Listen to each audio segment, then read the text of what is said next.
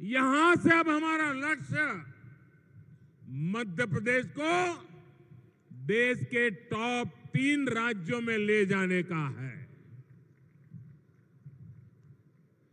MP top 3 में जाना चाहिए कि नहीं जाना चाहिए? एमपी का स्थान टॉप 3 में होना चाहिए कि नहीं होना चाहिए? बड़े गर्व के साथ 3 तक पहुंचना है कि नहीं पहुंचना है? ये काम कौन कर सकता है? ये काम कौन कर सकता है? ये काम कौन कर सकता है? ये काम कौन कर सकता है?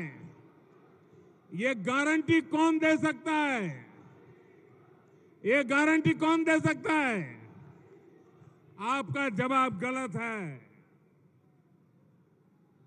ये गारंटी एक जिम्मेदार नागरिक के नाते आपका एक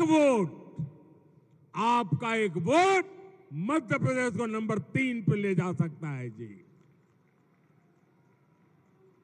डबल इंजन को दिया आपका हर वोट एमपी को टॉप 3 में पहुंचाएगा। मेरे परिवारजनों, एमपी का विकास वो लोग नहीं कर सकते जिनके पास ना तो कोई नई सोच है, न विकास का रोड मैप है। इन लोगों का सिर्फ एक ही काम है, देश की प्रगति से नफरत, भारत की योजनाओं से नफरत। अपनी नफरत में ये देश की उपलब्धियों को भी भूल जाते हैं। आज आप देखिए, पूरी दुनिया भारत का गौरवगान कर रही है। दुनिया में भारत का डंका बज रहा है कि नहीं बज रहा है? बज रहा है कि नहीं बज रहा है? आज दुनिया को भारत में अपना भविष्य दिखता है, लेकिन जो राजनीति में उलझे हुए हैं, कुर्सी के सिवा जिनको कुछ नजर नहीं आते, उन्हें आज दुनिया में हिंदुस्तान का डंका बजना भी अच्छा नहीं लगता है। भारत, सोचिए दोस्तों, 9 वर्षों में 10वें नंबर से 5वें नंबर की आर्थिक ताकत बन गया है। लेकिन ये विकास विरोधी लोग ये सिद्ध करने में जुटे हैं कि ऐसा हुआ ही नहीं है। मोदी ने गारंटी दी है कि अगले कार्यकाल में भारत दुनिया की टॉप 3 इकोनॉमी में एक नाम हमारे हिंदुस्तान का होगा। इससे भी सत्ता भूखे कुछ लोगों के पेट में दर्द हो रहा है। मेरे परिवारजनों, विकास विरोधी लोगों को देश ने 6 दशक दिए थे। 60 साल कोई कम समय नहीं होता है। अगर 9 साल में इतना काम हो सकता है तो 60 साल में कितना हो सकता था? उनके पास भी मौका था, वो नहीं कर पाए। ये उनकी नाकामी है। वो तब भी गरीबों की भावनाओं से खेलते थे, आज भी वही खेल खेल रहे हैं। वो तब भी जात पात के नाम पर समाज को बांटते थे, आज भी वही पाप कर रहे हैं।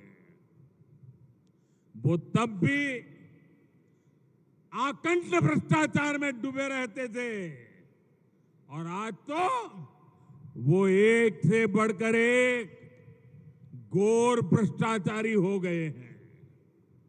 वो तब भी सिर्फ और सिर्फ एक परिवार का गौरव गान करते थे, आज भी वही करने में वो अपना भविष्य देखते हैं।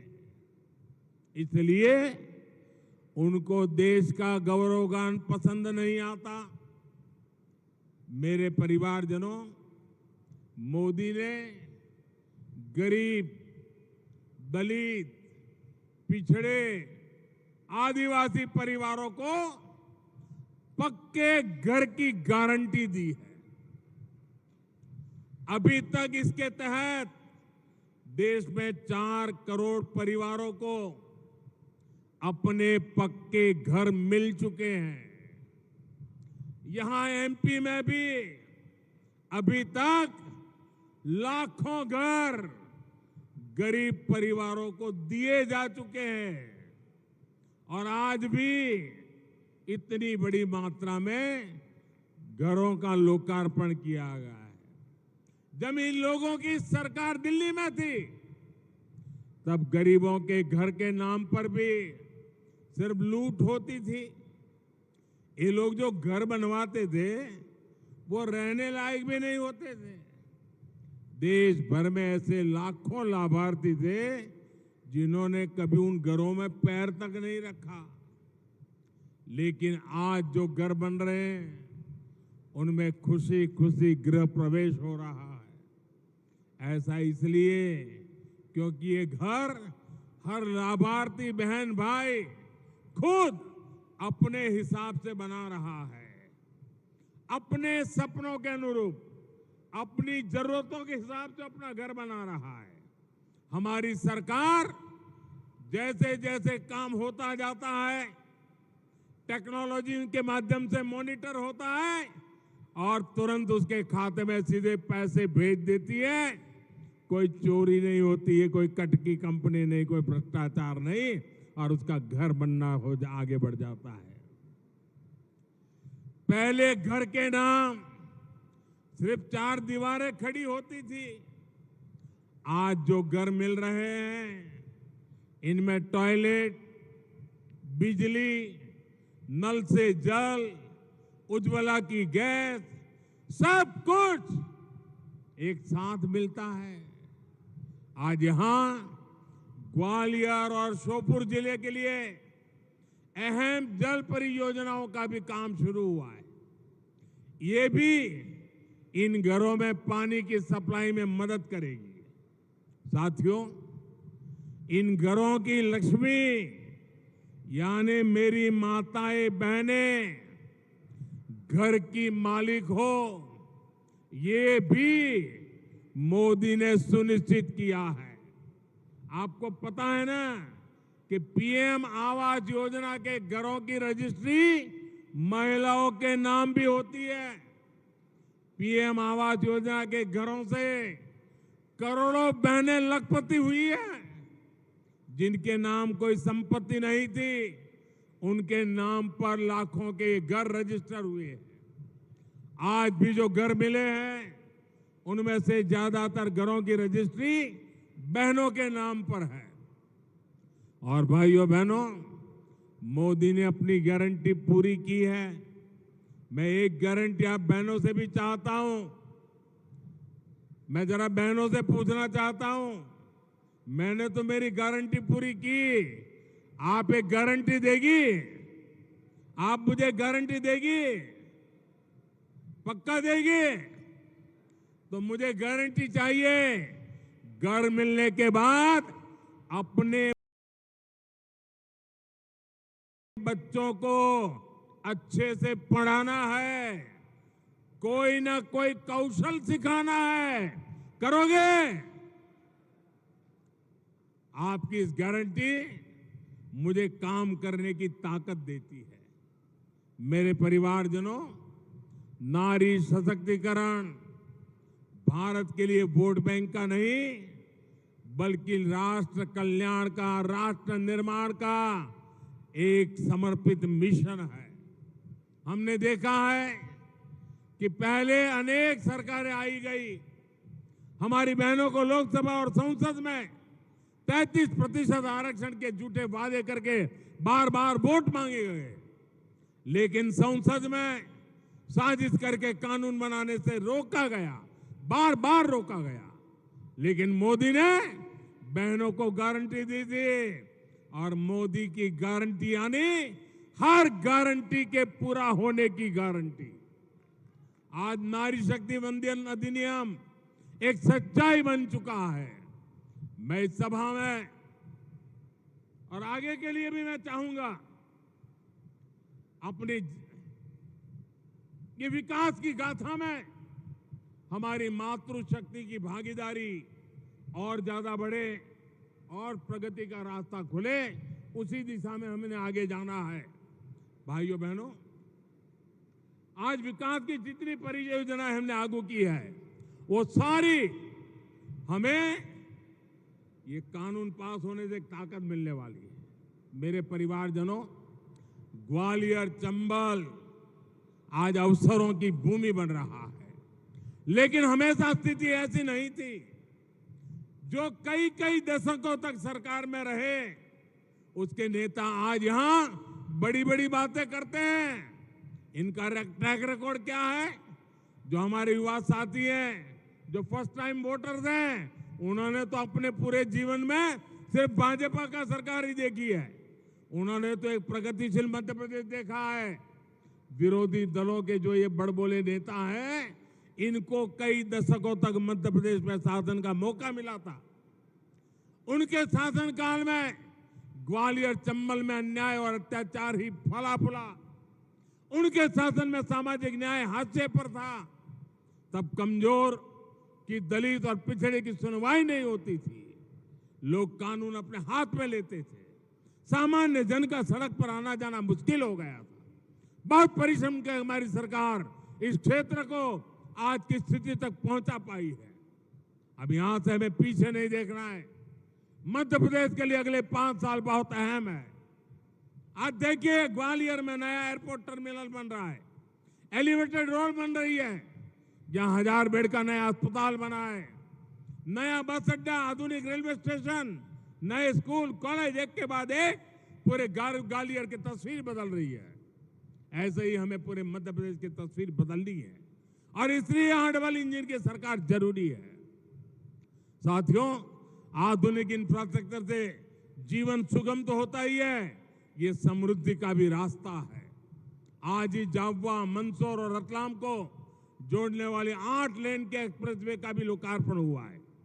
पिछली शताब्दी का मध्य प्रदेश 2 लेन की अच्छी सड़कों के लिए भी तरसता था। अब आज एमपी में 8 लेन के एक्सप्रेसवे बन रहे हैं। इंदौर, देवास और हरदा को जोड़ने वाली 4 लेन सड़क पर भी आज काम शुरू हुआ है। रेलवे के ग्वालियर से सुमावली सेक्शन को ब्रॉडगेज में बदलने का काम भी पूरा कर लिया गया है। अभी इस पर पहली ट्रेन को हरी झंडी भी दिखाई गई है। कनेक्टिविटी के इन सभी कार्यों से क्षेत्र को बहुत बड़ा लाभ होने वाला है। साथियों, आधुनिक इंफ्रास्ट्रक्चर और अच्छी कानून व्यवस्था से किसान हो या फिर उद्योग, व्यापार, कारोबार, सब फलते फूलते हैं। जहां विकास विरोधियों की सरकार आती है, वहीं दोनों सिस्टम चरमरा जाते हैं। आप राजस्थान में देखिए, सरेआम गले काटे जाते हैं और वहां की सरकार देखती रहती है। ये विकास विरोधी लोग जहां जाते हैं, वहां तुष्टीकरण भी आता है। इससे गुंडे, अपराधी, दंगाई और भ्रष्टाचारी बेलगाम हो जाते हैं। महिलाओं पर, दलित, पिछड़े, आदिवासियों पर अत्याचार बढ़ते हैं। बीते सालों में इन विकास विरोधियों के राज्यों में क्राइम और करप्शन सबसे अधिक बढ़ा है। मध्य प्रदेश को इसलिए इन लोगों से बहुत सावधान रहना है। मेरे परिवारजनों, हमारी सरकार हर वर्ग, हर क्षेत्र तक विकास पहुंचाने के लिए समर्पित है। जिनको किसी ने नहीं पूछा, उनको मोदी पूछता है, मोदी पूजता है। मैं आपसे जानना चाहता हूं, क्या 2014 से पहले किसी ने दिव्यांग शब्द सुना था? जो शारीरिक रूप से किसी चुनौती से घिरे रहते थे, उन्हें पहलों की सरकारों द्वारा ऐसे ही बेसहारा छोड़ दिया गया था। ये हमारी सरकार है जिसने दिव्यांगजनों की चिंता की, उनके लिए आधुनिक उपकरण मुहैया कराए, उनके लिए कॉमन साइन लैंग्वेज विकसित करवाई। आज यहां ग्वालियर में दिव्यांग साथियों के लिए नए स्पोर्ट्स सेंटर का उद्घाटन हुआ है। इससे देश में एक बड़े स्पोर्ट्स हब के रूप में ग्वालियर की पहचान और सशक्त होगी। और साथियों, मेरी बात पे विश्वास करना, दुनिया के अंदर खेल की चर्चा होगी, दिव्यांग जनों के खेल की चर्चा होगी, ग्वालियर का नाम रोशन होने वाला है। लिख लीजिए। और इसलिए मैं कहता हूं, जिनको किसी ने नहीं पूछा, उनको मोदी पूछता है, उनको मोदी पूजता है। इतने सालों तक देश के छोटे किसानों को किसी ने नहीं पूछा। इन छोटे किसानों को मोदी ने पूछा, उनकी चिंता की। पीएम किसान सम्मान निधि के माध्यम से देश के हर छोटे किसान के खाते में अब तक 28,000 रुपये हमारी सरकार ने भेजे हैं।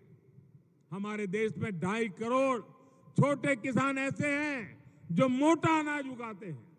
मोटा अनाज उगाने वाले छोटे किसानों की भी पहले किसी ने चिंता नहीं की।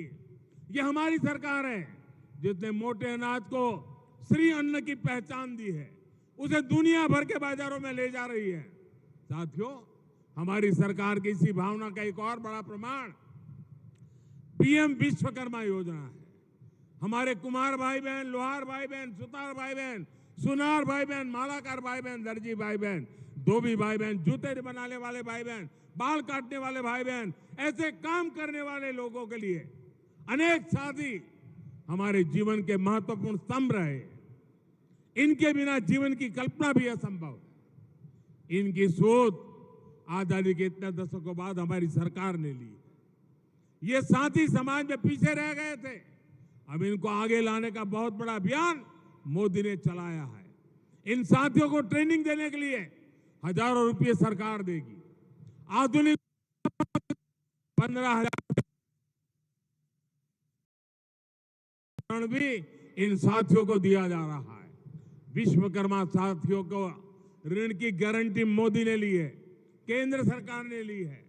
मेरे परिवारजनों, देश के विकास विरोधी राजनीतिक दल मध्य प्रदेश को पीछे ले जाने की इच्छा रखते हैं, जबकि हमारी डबल इंजन की सरकार भविष्य की सोच रखती है। इसलिए विकास का भरोसा सिर्फ और सिर्फ डबल इंजन सरकार पर कर सकते हैं। मध्य प्रदेश को विकास के पैमाने पर देश में टॉप के राज्यों में लाने की गारंटी सिर्फ हमारी सरकार दे सकती है। मैं अभी शिवराज जी बता रहे थे कि स्वच्छता में मध्य प्रदेश देश में नंबर 1 है। आज गांधी जयंती है, गांधी जी स्वच्छता की बात करते थे। कल पूरे देश में स्वच्छता का कार्यक्रम हुआ। एक भी कांग्रेसी को आपने स्वच्छता करके देखा क्या?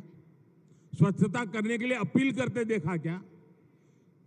क्या मध्य प्रदेश का स्वच्छता में नाम नंबर 1 हुआ है? ये भी कांग्रेस वालों को पसंद नहीं है। वो मध्य प्रदेश का क्या भला करेंगे भैया? ऐसे लोगों पर भरोसा कर सकते हैं क्या?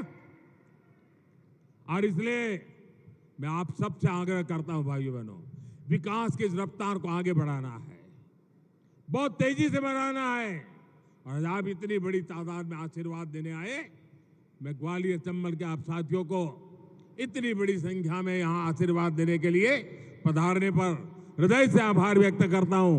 मेरे साथ बोलिए, भारत माता की, भारत माता की, भारत माता की। बहुत बहुत धन्यवाद।